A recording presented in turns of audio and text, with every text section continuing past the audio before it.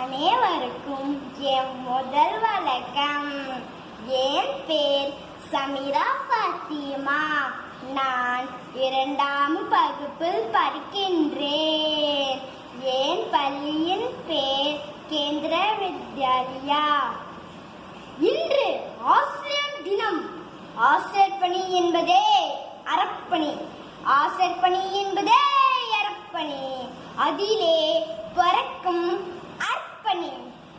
மாதா பிதா குரு தெய்வம் 4 வரிசையில் தெய்வத்துக்கு முன்னால் எடம் பெற்றவர் நம் ஆசிரியர்கள்.